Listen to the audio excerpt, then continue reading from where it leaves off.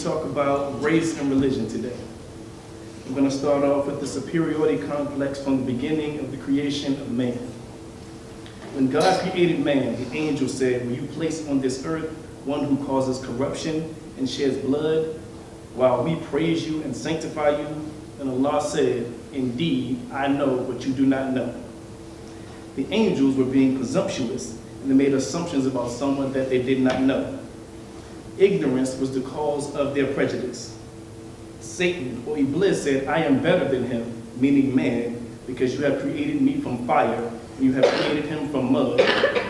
Satan felt superior to man because of that which he was made of. And Cain was punished with a mark for killing his brother Abel. Some people believe that curse or mark was black skin, and for this, black people were treated as less than.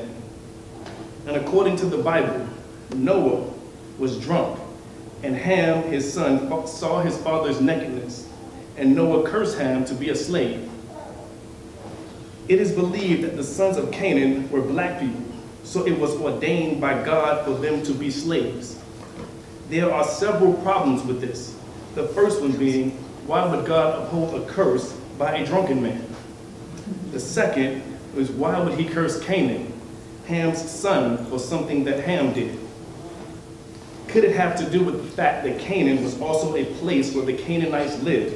And according to the Bible, God told the Israelites to kill them, take their land, and rename it Israel. Does that sound familiar?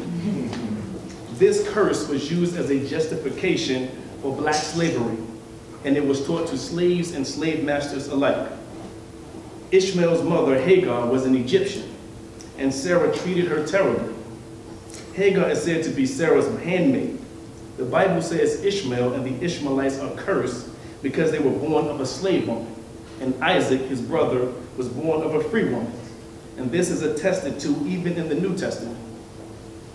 But Sarah was Abraham's sister, according to the Bible. So the question becomes, is incest better than marrying a slave woman? The Bible says specifically they are not to marry specific people, the Midianites. Midian was also another of the sons of Abraham, according to the Bible. But the Israelites were forbidden to marry them. An Israelite man married a Midianite woman, and an Israelite priest murdered them both by stabbing a spear through their stomach. And Moses married an Ethiopian woman, and his brother and his sister mocked her for being from Ethiopia. And God struck his sister Miriam with leprosy, and her skin was as white as snow. In the Songs of Solomon, it reads, "I am very dark, but lovely, O daughters of Jerusalem, like the tents of Kedar, like the curtains of Solomon. Do not gaze at me, because I am dark, because the sun has looked upon me. My mother's sons were angry with me." And Jesus told his disciples not to go to the non-Jews, but go rather to the lost sheep of the house of Israel.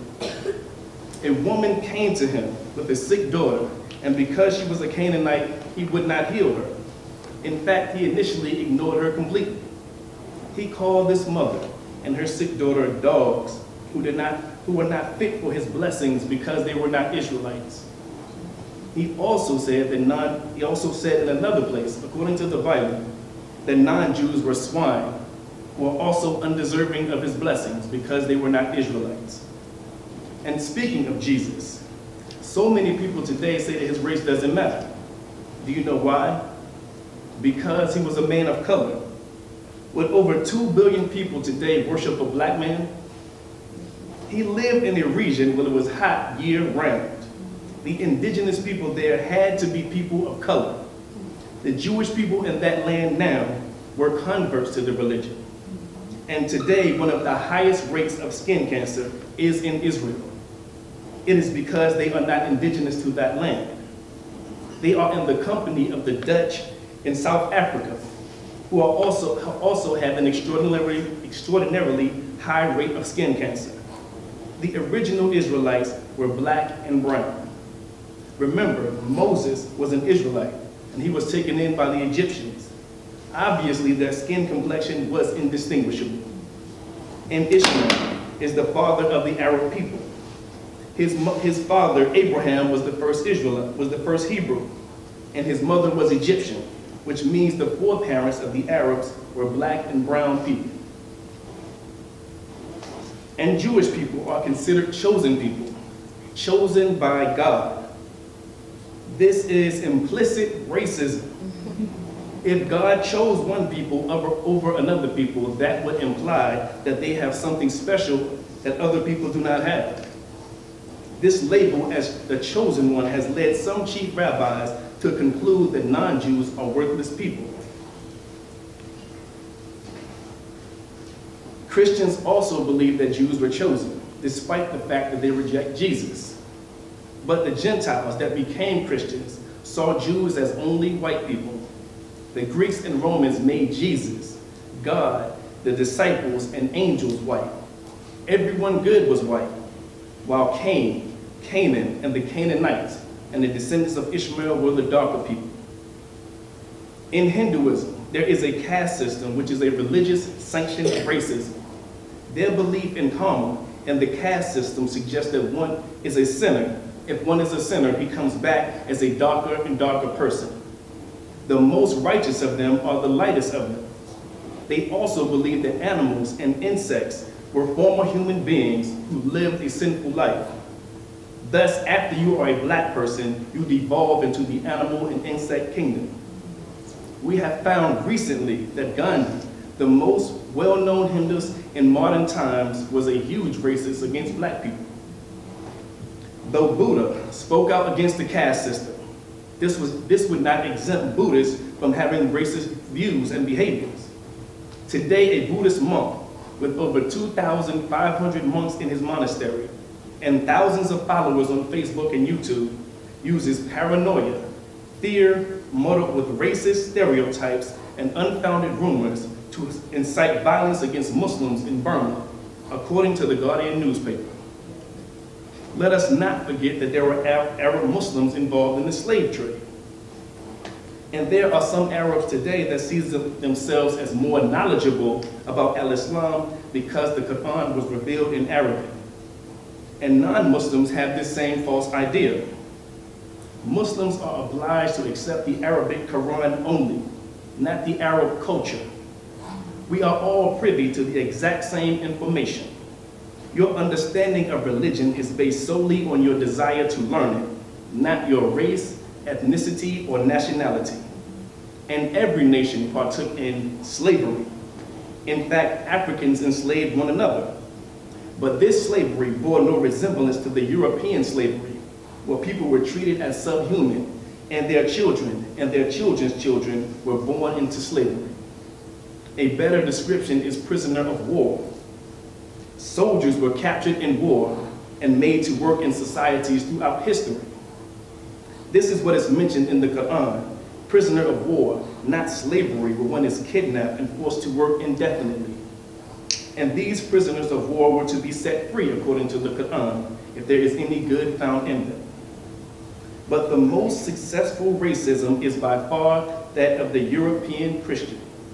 The European Christian is audacious enough to look down upon other races, cultures, and religions when they have colonized almost the entire world.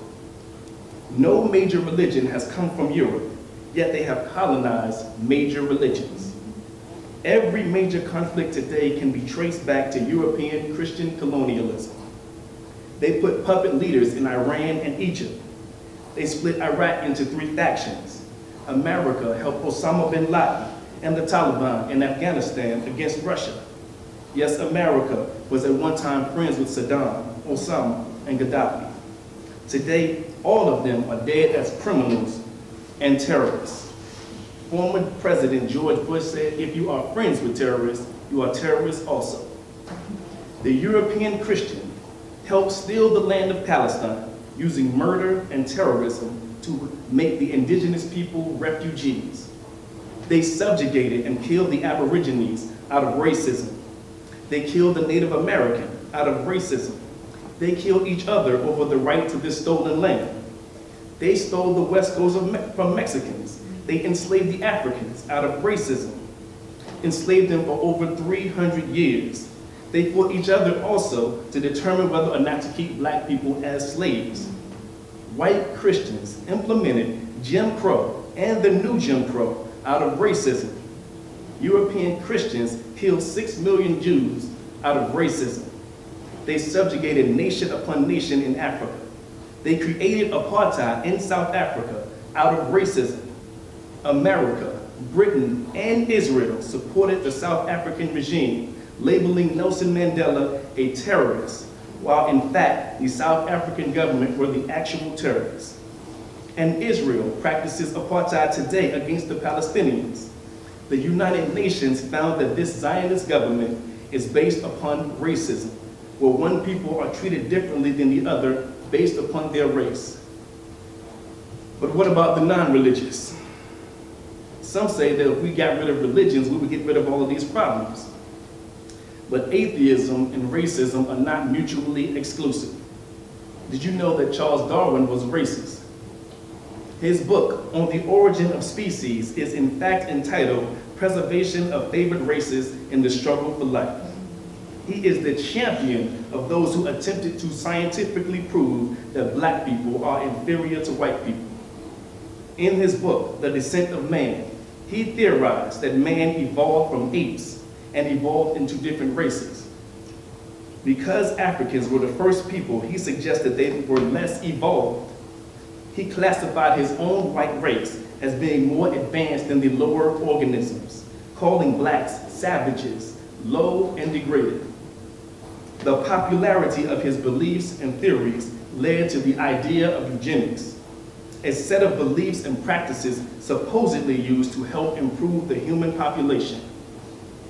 With this supposed scientific evidence that black people are genetically inferior, along with the systematic denial of human rights and information, this Judeo-Christian society sterilized black women that they deemed unfit to have children up into the early 1980s. Planned Parenthood was started by a well-known eugenist named Margaret Sanger. She popularized the term birth control. Her aim was to control the birth of black people primarily. The Nazis and Hitler did the exact same thing to the Jewish people, and the Jewish people in turn sterilized the Ethiopian refugees of Israel.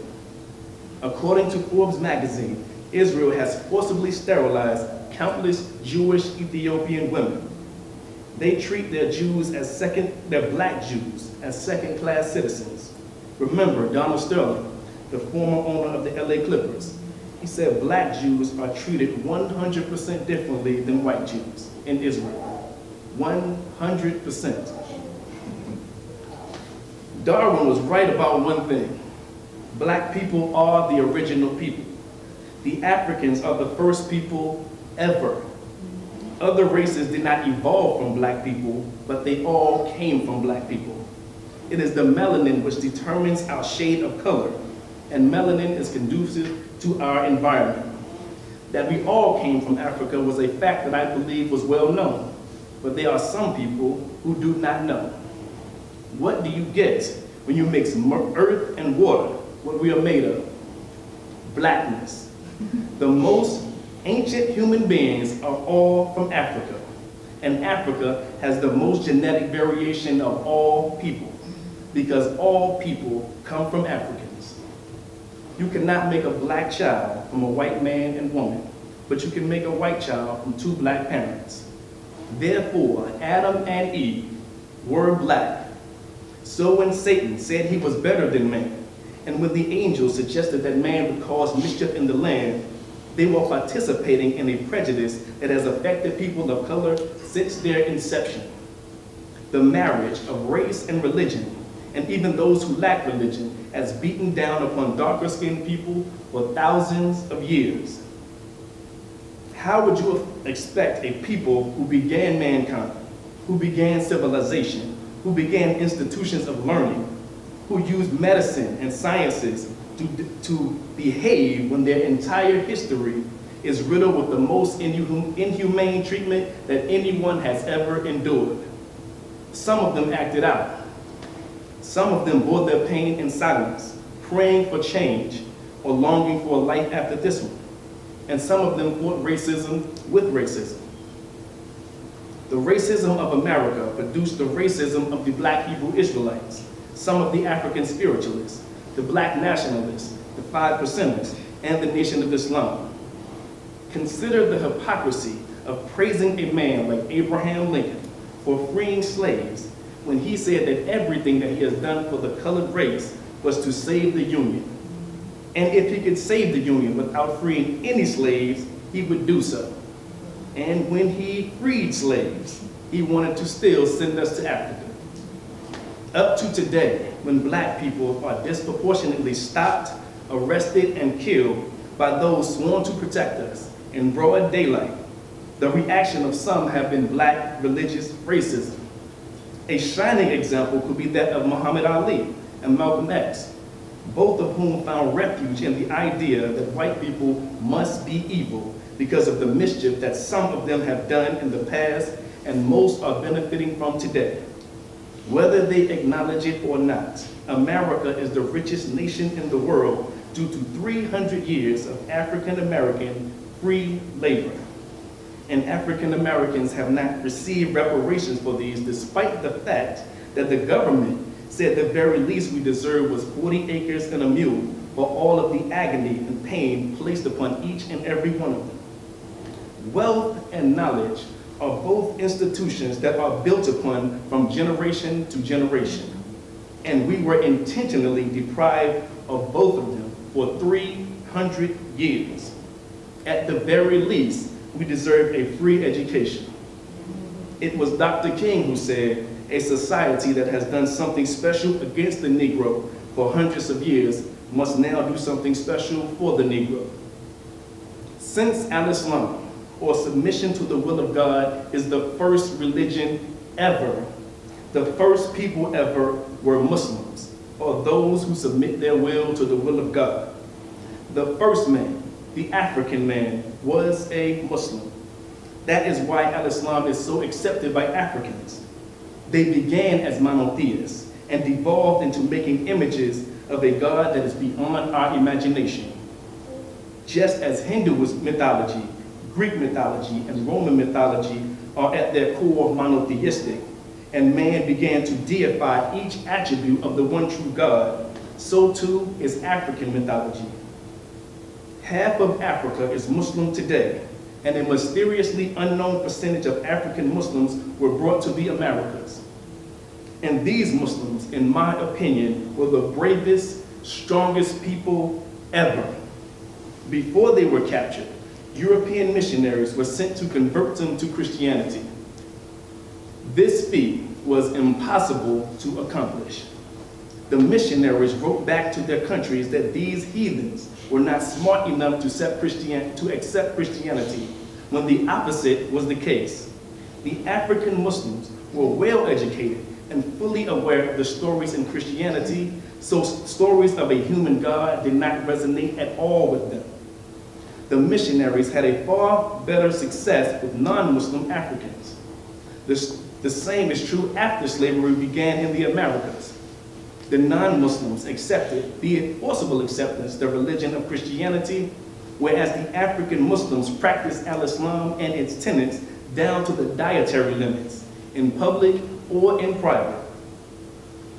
As the European Christian looked down upon the African for their religions, the African Muslims, even as slaves, thought less of the European for their belief in Christianity. These Africans were prisoners of war, so they were soldiers, and many of them were very scholarly, knowing multiple languages, including Arabic, and they used Arabic to communicate without the slave master's knowledge. They planned revolts, they wrote letters abroad, and they placed themselves in position rebellious to slavery. And he was, and his family were, Muslims. At the beginning of the movie Amistad, you will note that Africans were making salat on the decks of the ships. Muslims were instrumental in the overthrow of that ship. They were also instrumental in the uprising in Haiti. That African Muslims orchestrated uprising is not surprising, coming from warriors who adhere to a religion that says oppression is worse than death. If if they couldn't win their freedom, they practiced as much religious freedom as they possibly could, still performing the 5 daily prayers and even fasting. What other people have shown such resolve over hundreds of years in the worst conditions of slavery? Al-Islam had to be literally beaten out of them, and that didn't work. My father showed his grandmother a picture of Muslims in prayer, and she told him that her parents used to hide in a barn and pray in that exact same manner. The life of Bilal is demonstrative of the life of many Africans and African Americans today. Bilal was an African slave who accepted Al-Islam and endured torture from his slave master to renounce Al-Islam, but he refused.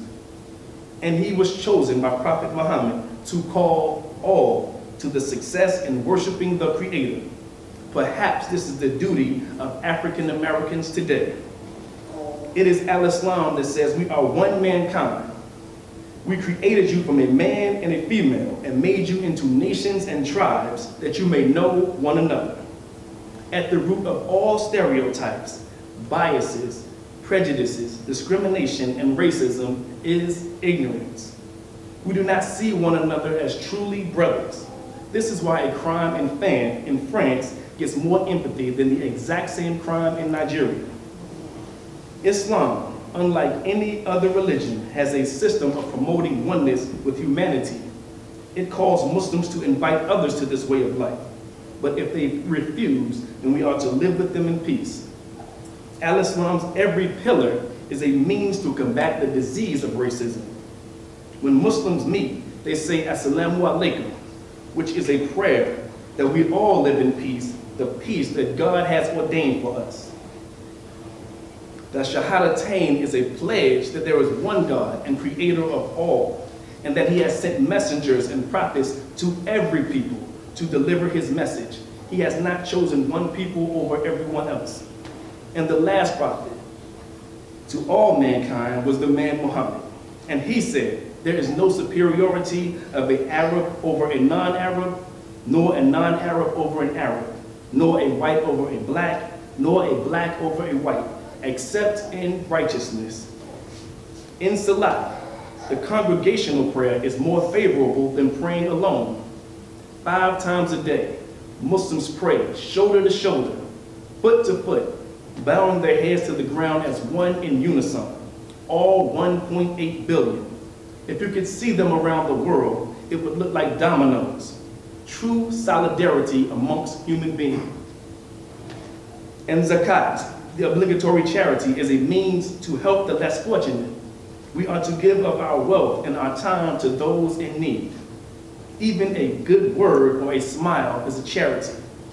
Interacting and understanding others is the antithesis of bigotry and racism. And fasting is a means of self-evaluation. It conquers our base selves and gives Muslims a sense of struggle that people face throughout the world. Fasting promotes empathy, and it provides some understanding of the plight of our fellow man. And the Hajj is the greatest voluntary display of unity that this world has ever seen. No other pilgrimage garners such participation. Al-Islam is the only religion that has this ability. It is the unity of the daily prayer times 1,000. Millions of people from every corner of the globe join in a central location, dressed in a simple garment, their worldly identities unknown and insignificant as they worship the creator of the universe. Malcolm X taught that all white people were devils. He was one of the most outspokenly racist men in the history of America, but he was moved to denounce his views based upon one pillar of Al-Islam. And there are thousands of African American Muslims who have undergone the exact same transformation, including the greatest athlete ever, Muhammad Ali. These are some of the words that Malcolm X wrote after his pilgrimage. There were tens of thousands of pilgrims from all over the world. They were of all colors, from blue-eyed blondes to black-skinned Africans. but we are all participating in the same ritual, displaying a spirit of unity and brotherhood that my experiences in America had led me to believe could never exist between the white and non-white. America needs to understand Islam because this is the one religion that erases from its society the race problem. Throughout my travels in the Muslim world, I have met, talked to, and even eaten with people in America who would have been considered white, but the white attitude was removed from their minds by the religion of Islam. I have never before seen sincere and true brotherhood practiced by all colors together, irrespective of their color. During the past 8 days here in the Muslim world, I have eaten from the same plate, drunk from the same glass, slept on the same rug, while praying to the same God with fellow Muslims whose eyes were the bluest of blue, whose hair was the blondest of blonde, and whose skin was the whitest of white.